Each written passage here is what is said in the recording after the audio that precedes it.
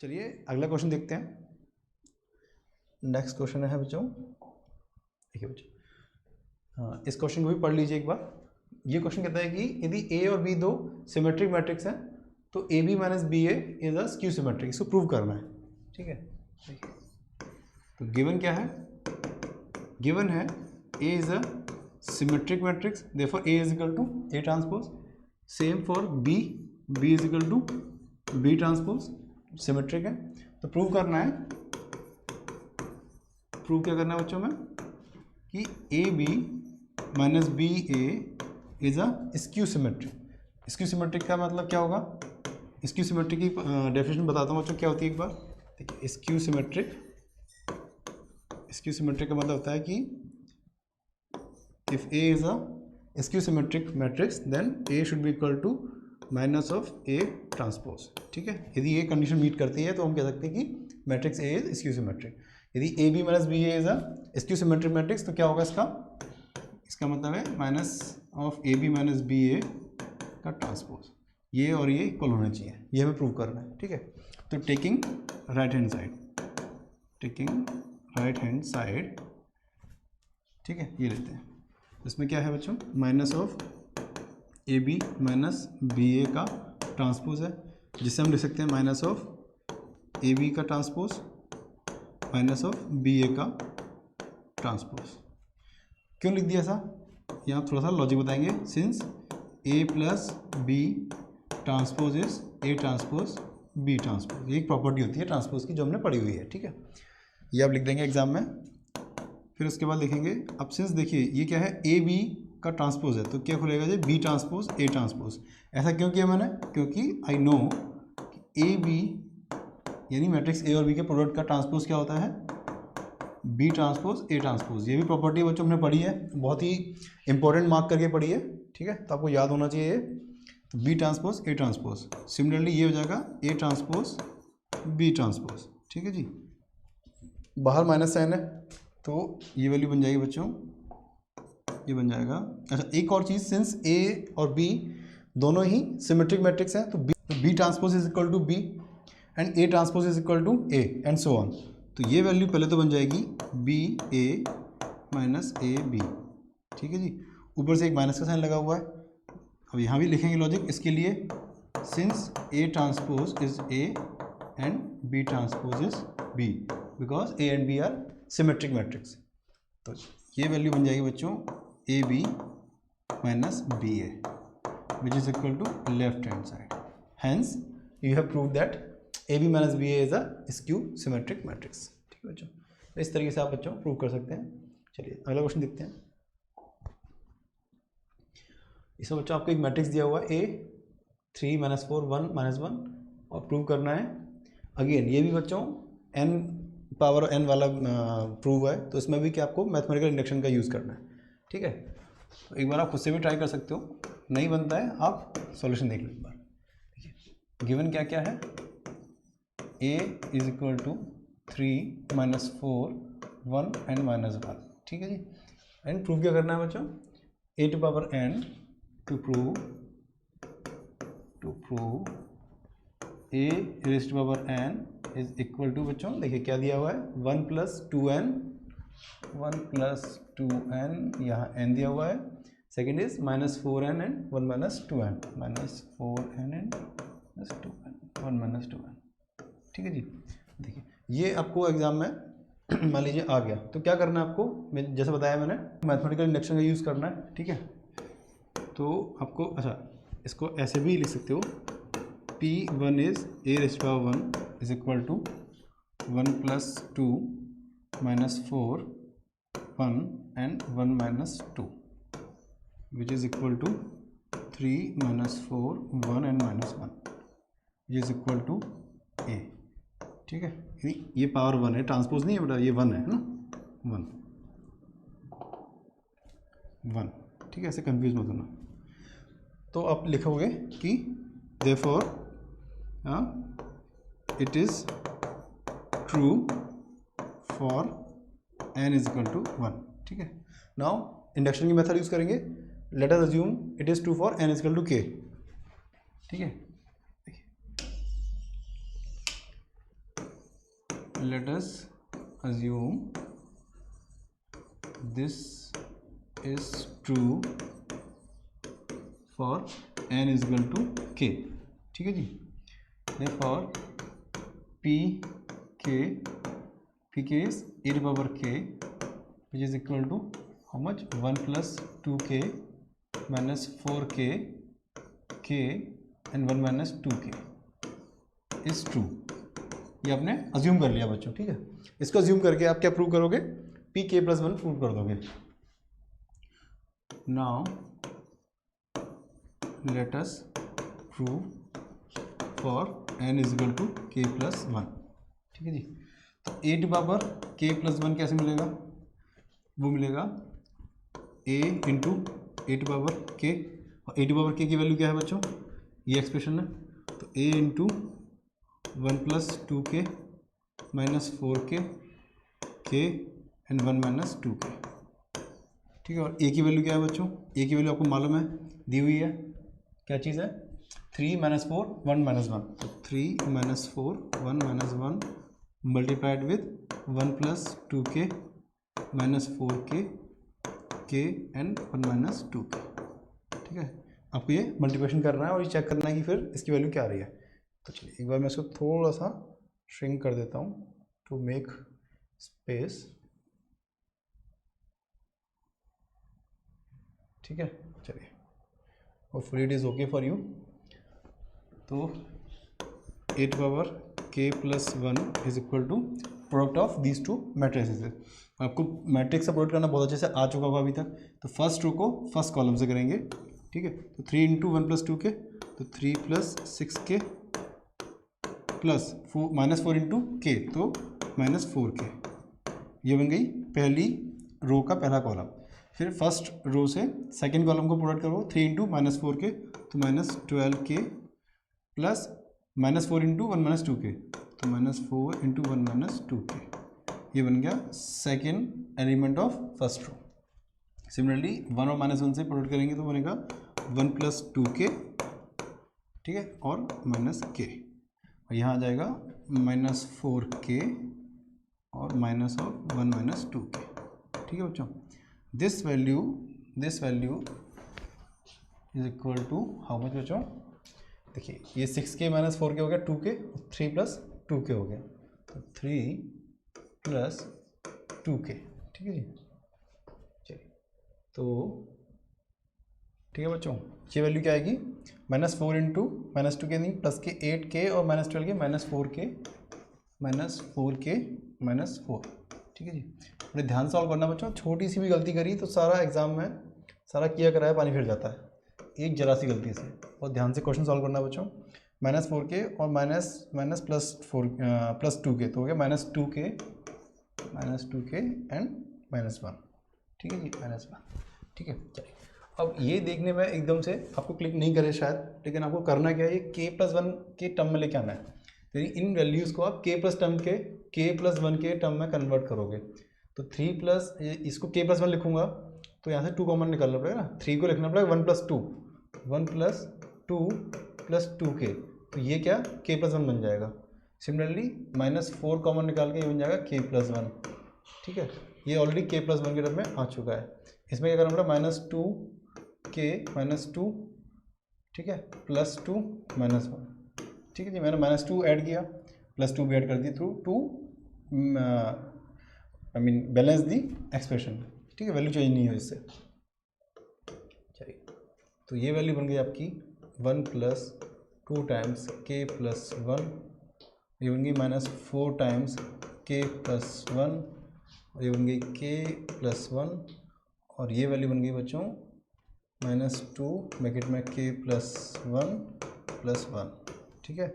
अब इसको आप कंपेयर कर सकते हैं इस एक्सप्रेशन से, ठीक है। तो आपकी ये e to power k plus 1 की वैल्यू कितनी आ रही है, ये आ रही है, ठीक है। Hence the given result is true for k plus 1, ठीक है। Hence it is true for all n belonging to natural number. क्यों? क्योंकि आपने k के लिए ट्रू मान के k+1 के लिए ट्रू प्रूव कर दिया और n = 1 के लिए ऑलरेडी ये ट्रू प्रूव कर चुके हो आप। ठीक है, तो इस तरीके से बच्चों इंडक्शन की प्रॉब्लम सॉल्व करते हैं। चलिए अब हम देखते हैं बच्चों नेक्स्ट प्रॉब्लम। बच्चों ये थोड़ी सी थ्योरेटिकल प्रॉब्लम है, ठीक है, और एग्जाम में मैट्रिक्स में आपको इस तरह की प्रॉब्लम भी आ सकती है। तो एक प्रॉब्लम मैंने इंक्लूड की है आपके लिए, इस प्रॉब्लम को आप आराम से पढ़िए, टाइम लीजिए, वीडियो पॉज कीजिए, खुद से ट्राई भी कीजिए, उसके बाद आप कंटिन्यू करिए इस प्रॉब्लम को। ठीक है, तो जो इस प्रॉब्लम के अंदर आपको एक मैन्युफैक्चरर के बारे में बताया गया है कि उसके पास 3 प्रोडक्ट्स हैं, प्रोडक्ट X, प्रोडक्ट Y और प्रोडक्ट Z। ठीक है, और there are 2 places, 2 different markets, मान लीजिए मार्केट 1 और मार्केट 2, जिनमें वो उन प्रोडक्ट्स को सेल करता है। ठीक है, दोनों ही मार्केट्स में जो सेलिंग प्राइस है वो उसको दी हुई है, प्लस वो जो प्रोडक्ट्स बेचता है, मार्केट 1 में बेचता है वो X के 10,000, Y के 2,000 और Z के 18,000 प्रोडक्ट्स। सिमिलरली उसने मार्केट 2 में भी अलग अलग नंबर ऑफ प्रोडक्ट्स बेचने हैं। ठीक है जी, तो पहला जो क्वेश्चन है वो आता है कि यदि उसकी सेलिंग प्राइस 2.5, 1.5 और 1 रुपीज़ है रेस्पेक्टिवली, ठीक है, तो उसका टोटल रेवेन्यू क्या है? बच्चों रेवेन्यू क्या होता है? रेवेन्यू मीन्स टोटल मनी वो कितनी आ रही है। देखो profit is different from revenue. Profit क्या होता है कि आपकी जो सेल प्राइस है उसमें से बाई प्राइस को घटा दोगे तो प्रॉफिट मिल जाएगा। ठीक है, रेवेन्यू क्या होता है? आपने जो सेल किया प्रोडक्ट उससे टोटल अमाउंट कितना मिला वो रेवेन्यू होता है। यानी sale price into number of products will give you the revenue. तो आपको सेल प्राइस दी हुई है, नंबर ऑफ प्रोडक्ट्स दिए हुए हैं हर एक मार्केट में, मार्केट 1 में और मार्केट 2 में। तो आपको करना क्या पड़ेगा, यदि ये प्रॉब्लम मैट्रिक्स के स्पेसिफाई किया हुआ है कि मैट्रिक्स अलजेब्रा का यूज़ करके सॉल्व करना है। यदि ये प्रॉब्लम मैट्रिक्स अलजेब्रा से ना करनी हो, सिंपल करनी हो, तो बहुत ही ईजी है। आपको सेल प्राइस मालूम हुई है और नंबर ऑफ प्रोडक्ट्स मालूम है हर एक मार्केट के, आप दोनों को मल्टीप्लाई करोगे ना, price into number of products, और सबको जोड़ दोगे तो मार्केट 1 में टोटल कितना रेवेन्यू आया ये मिल जाएगा आपको। ठीक है, अब यही काम आपको मैट्रिक्स के थ्रू करवाना है।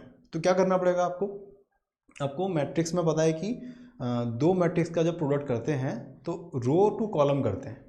जो पहले वाला मैट्रिक्स होता है, यदि A इंटू बी कर रहे हो आप ना, if you are doing A into B, तो आप मैट्रिक्स A की पहली रो को मैट्रिक्स B के पहले कॉलम के साथ मल्टीप्लाई करोगे एंड सो ऑन। दूसरा आपको मालूम है कि मैट्रिक्स A का ऑर्डर यदि P/Q है तो B का ऑर्डर Q/R होना चाहिए एटलीस्ट।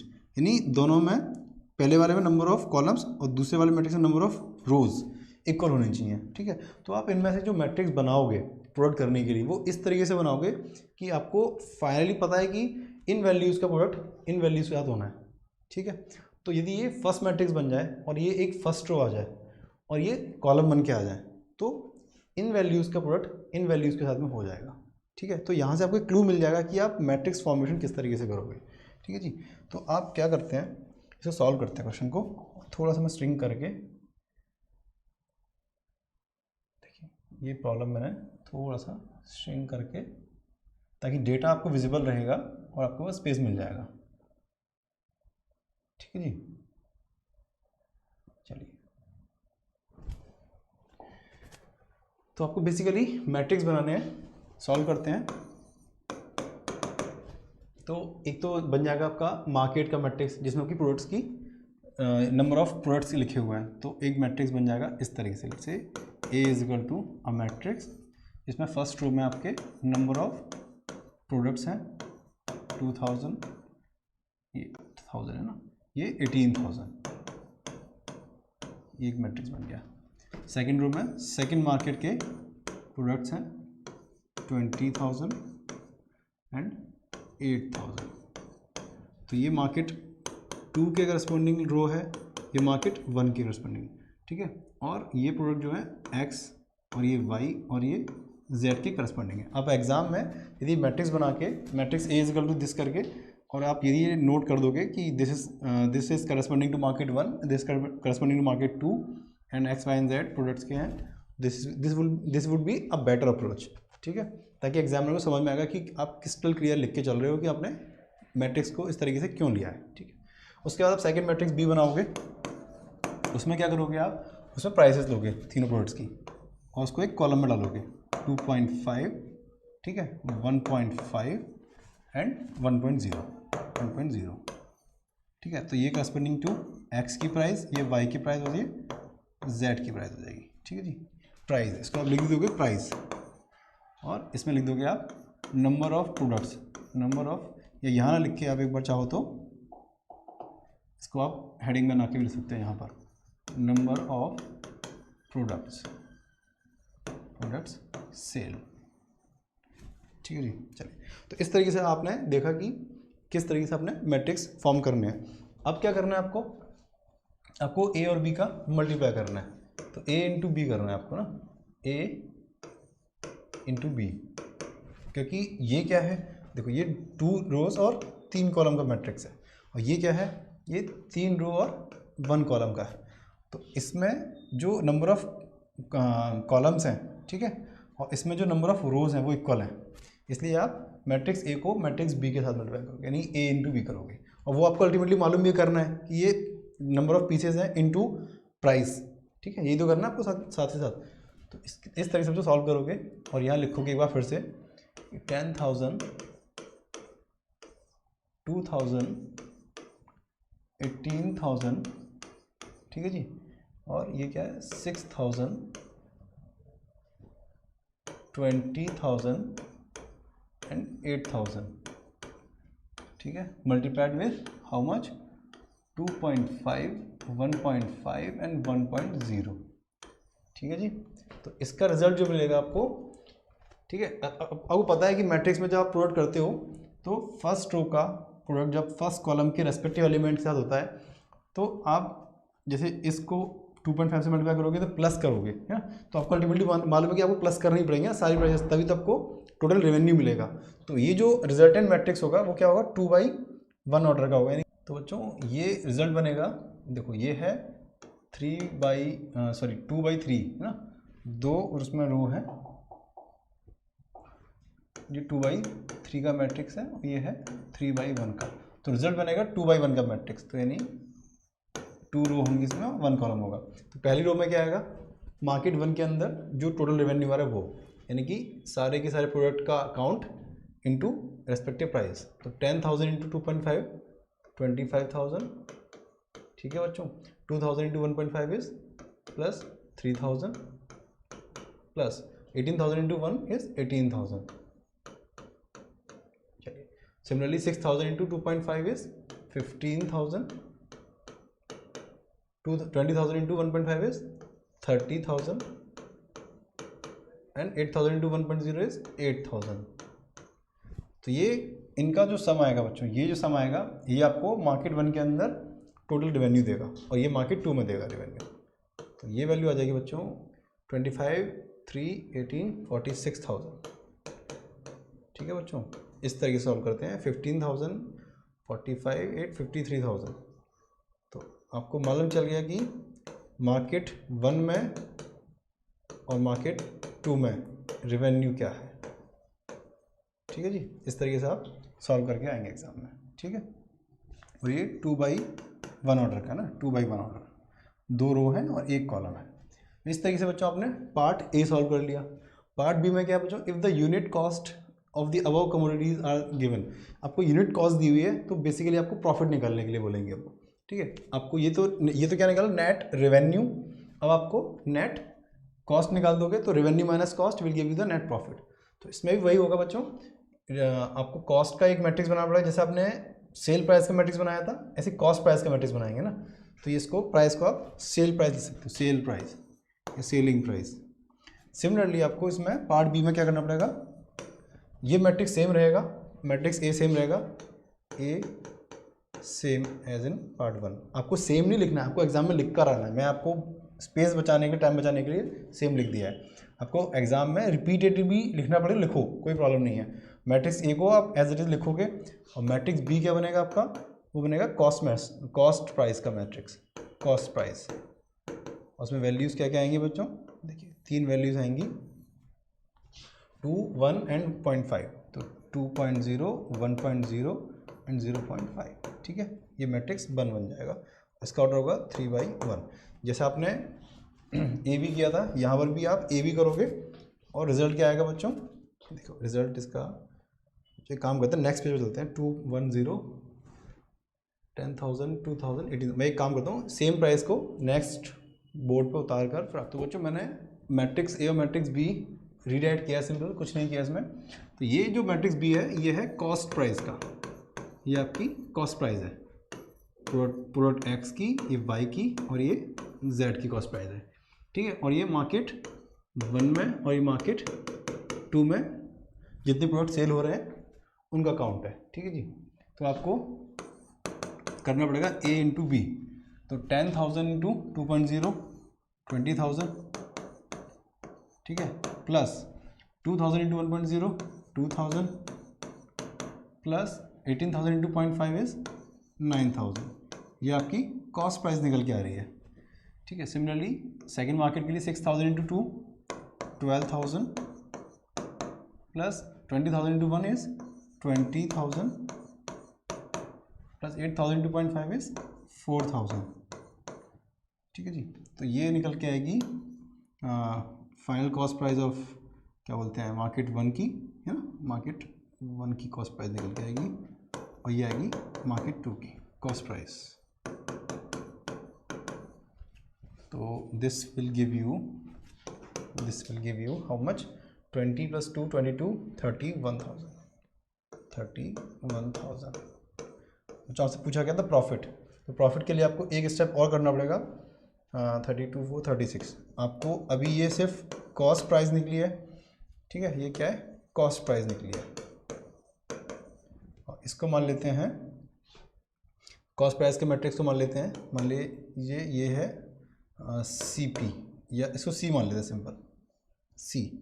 और जो लास्ट हमने निकाला था मैट्रिक्स कौन सा, ये जो मैट्रिक्स निकला था ना, ये वाला मैट्रिक्स, ये मैट्रिक्स जो रेवेन्यू का था उसको मान लेते हैं R, ठीक है। तो रेवेन्यू का मैट्रिक्स आपको मिल गया और कॉस्ट प्राइस का मिल गया। आपको पूछा गया है प्रॉफिट क्या होगा, तो प्रॉफिट के लिए क्या करोगे आप, रेवेन्यू माइनस कॉस्ट प्राइस। तो 46 53 का नंबर याद रखिए बच्चों, रेवेन्यू का मैट्रिक्स था 46,000 एंड 53,000, ठीक है। ये मार्केट 1 के करस्पॉन्डिंग था, ये मार्केट 2 के करस्पॉन्डिंग था। और कॉस्ट का मैट्रिक्स है मार्केट 1 में 31,000 की कॉस्ट, मार्केट 2 में 36,000 की कॉस्ट। तो देयरफॉर प्रॉफिट क्या होगा, रेवेन्यू माइनस कॉस्ट, ठीक है। आपको ये भी अलजेब्रा के थ्रू सॉल्व करना है, मैट्रिक्स अलजेब्रा के थ्रू। तो ये स्टेप नहीं करके आओगे तो फिर भी मार्क्स काट लेगा एग्जामिनर, इसलिए ये स्टेप करना है आपको। फिर लिखो 46,000 53,000 minus how much is this 31,000 and 36,000, दोनों को माइनस करके फाइनल रिजल्ट निकलेगा बच्चों, दिस इज 15,000, यानी profit in the first market is 15,000 and profit in the second market is 17,000, ठीक है जी। तो this is the profit market 1 and market 2, market 1 में प्रॉफिट है, मार्केट 2 में प्रॉफिट है। तो this should be your final answer, ठीक है।